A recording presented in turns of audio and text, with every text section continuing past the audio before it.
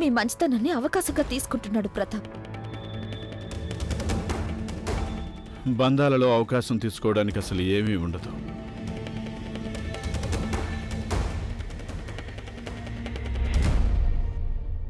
ఇప్పుడు ఈ మట్టి సంగతే చూడండి. మీరు ఈ మట్టిలో నీళ్లు కలిపారు.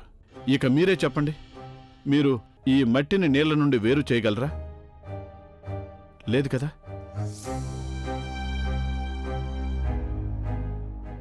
ఇప్పుడు తప్పు నీళ్లదైనా లేక మట్టిదైనా ఒకరు చేసిన తప్పుకి ఇంకొకరు తప్పకుండా శిక్ష అనుభవించ తీరాల్సిందే గంగా.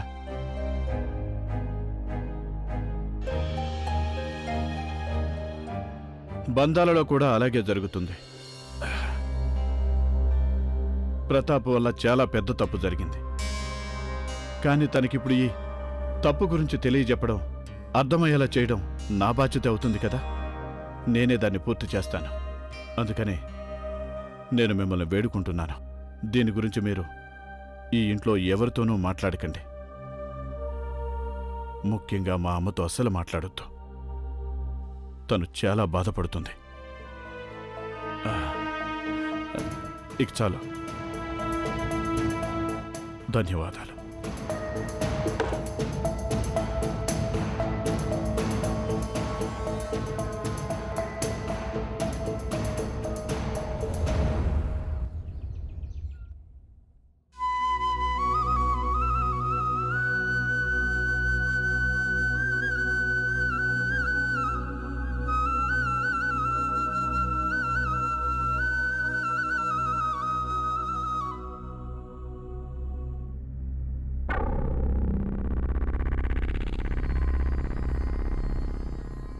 ప్రతాప్, ఏంటో చెప్పండి అన్నయ్య. కాస్త ఆగు, నేను నీతో మాట్లాడాలి.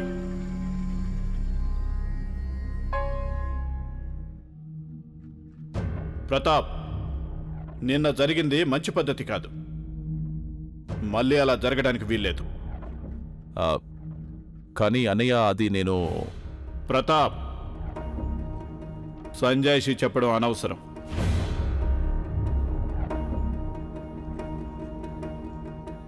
ఇంకొక విషయం ప్రతాప్, ఈ రోజు నుండి అప్పు ఇచ్చిన డబ్బును వసూలు చేయడానికి నా అనుమతి తీసుకోవడం చాలా అవసరం. నేను సంతకం చేసిన ఆజ్ఞాపత్రం లేకుండా ఎవరు ఈ పని చేయడానికి వీల్లేదు. అర్థమైందా? అర్థమైంది.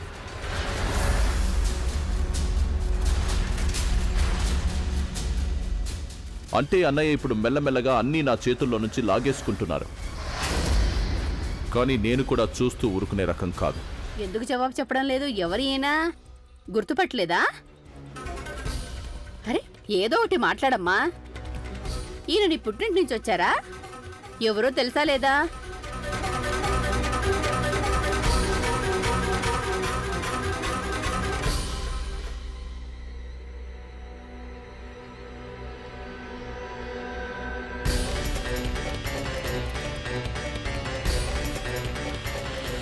తెలీదు.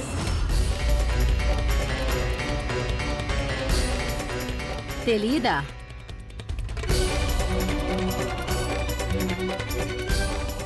చూడు, ఈ మనిషిని బయటికి తీసుకెళ్ళు. గొప్పవాళ్లతో సంబంధం కలుపుకునే వాళ్ళకి ఏమి లోట్లేదు. ఎవరెవరో వచ్చేస్తూ ఉంటారు. కాస్త నువ్వైనా తెలివిగా ప్రవర్తించాల్సింది కదా. దారిన పోయేవాడు ఎవడైనా చెప్పాడంటే వాళ్ళు నాకు, నా కోడలికి బంధువు అవుతాడని అప్పుడు నువ్వు నమ్మేస్తావా? కొంచెమైనా ఆలోచించాలా లేదా? ఈసారి ఇలాంటి పొరపాటు జరగడానికి వీల్లేదు. ఒకవేళ మళ్ళీ ఎవరైనా వస్తే నువ్వు బయటే ఆపేయి. ముందు వాళ్ళని వివరాలు అడుగు, లేకపోతే నన్ను వచ్చి అడుగు. ఆ తర్వాతే వాళ్ళని లోపలికి తీసుకురా, సరేనా? ముందు బయటికి తీసుకెళ్ళి తని.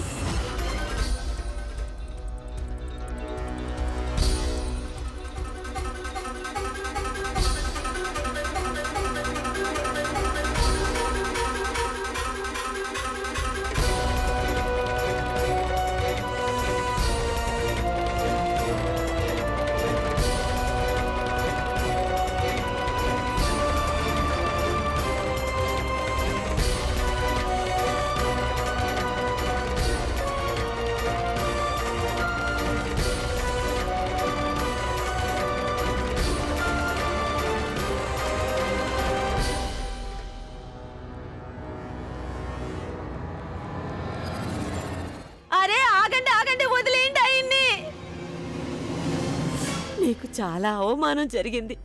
క్షమించాలి నన్ను. కానీ ఇందులో గంగ తప్పు అసలు ఏమాత్రం లేదండి. కానీ నాకు అర్థం కావట్లేదు, గంగ నన్ను ఎందుకు గుర్తుపట్టలేదు అని. పెళ్లి రోజు జరిగిన సంఘటన తర్వాత దాని తర్వాత నేను గంగను ఒక్కసారి కూడా కలవలేదు. అందుకే ఒకసారి ఎలా ఉందో చూసేద్దామని వచ్చాను. కానీ ఇప్పుడేమో నేను ఇలా- చెప్పాను కదా, తనకి జ్ఞాపక శక్తి పోయింది. తనకి పాపం ఈ గుర్తు కూడా లేదు, తను ఎవరో ఎక్కడి నుంచి వచ్చిందో అని. కనీసం తన పేరు కూడా గుర్తులేదు తనకి. ఇది కూడా మర్చిపోయింది, తనకి శివబాబుతో పెళ్లి జరిగిందన్న విషయం. ఏంటి? ఒరి భగవంతుడా, ఇదేంటి ఇలా జరిగింది? ఆ తుఫాను ఇద్దరు గంగలకి ఏమీ మిగల్చలేదు. ఇక్కడ ఈ గంగ తన జ్ఞాపక శక్తిని కోల్పోయింది. కానీ బనారస్కి చెందిన గంగ, పెద్ద తుఫాను వచ్చినప్పుడు గంగ ఎటు కొట్టుకుపోయిందో తెలియటం లేదు. వెతుకుతూ వెతుకుతూ సాగర్ బాబు కూడా ఎక్కడికో వెళ్ళిపోయాడు. ఇంతవరకు ఇంటికి రాలేదు. తను అసలు బతికుందో లేకపోతే ఇంకా. మంచిదైంది మీరు నాకు జరిగిన సంగతి అంతా చెప్పారు. చాలా చాలా ధన్యవాదాలు.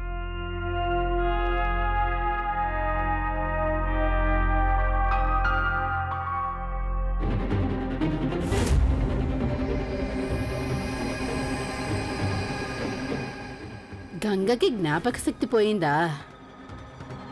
దీని గురించి నాకేమీ తెలీదే.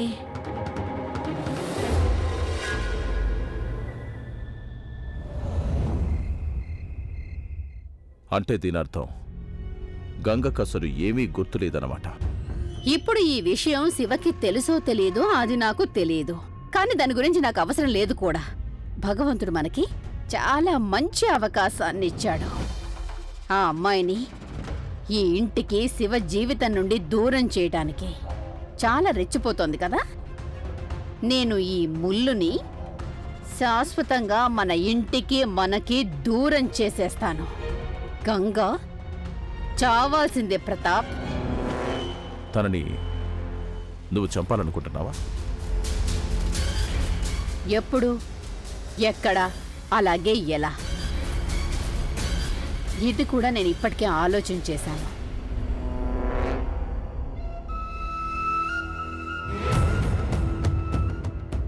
ప్రతాప్, నువ్వు పనుంది కాబట్టి వెళ్ళలేను అంటున్నావు. కానీ నేను ఎవరిని పంపించాలి చెప్పు?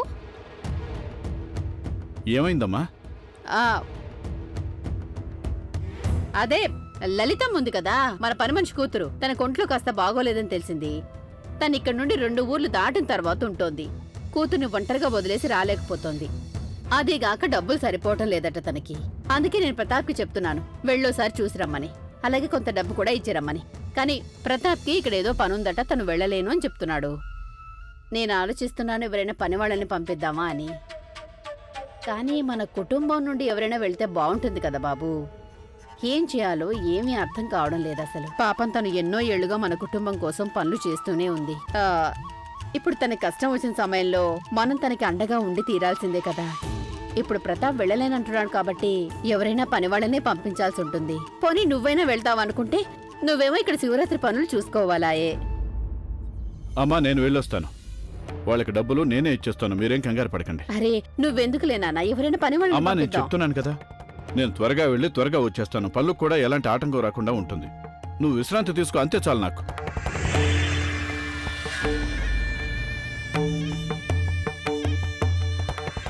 సరేలే, అలాగే కాని. ఇంతగా చెప్తున్నావంటే నువ్వే వెళ్ళిరా.